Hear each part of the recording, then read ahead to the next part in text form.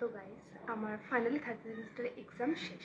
এবার অ্যাকচুয়ালি আমার written exam complete, কিন্তু প্র্যাকটিক্যাল আমার এখনও বাকি আছে। তো স্ট্রেস তো রয়েছে, বাট স্টিল রিটেন ওভার মানে প্রচুর একদম স্ট্রেস ডাউন হয়ে যায়।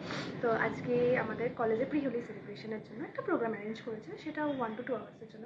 এবার আমি ভেবেছিলাম একটা হোয়াইট কুর্তি কিনবো, কারণ আমি এর আগে কোনো হোলির জন্য কিনি কোনো সাদা রঙের কোনো কুর্তি। তো মা বললো যে একদিনের জন্য অ্যাটলিস্ট আর ওই ভ্যাটটা করে লাভ নেই। তো আমি ভাবলাম যে ঠিক আছে, অ্যাটলিস্ট সাদা যখন পরবো না, তাহলে একটা হলুদ কিছুই করি। তো আমার কাছে একটা ক্যাজুয়াল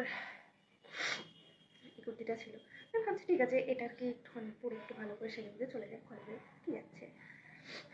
তো ওয়েট, রেডি হয়ে দেখা।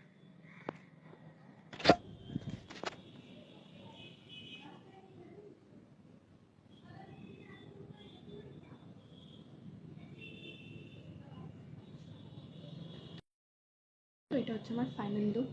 এবার আমি এই বদল নিয়ে আমি চলে যাবো আমার কলেজে।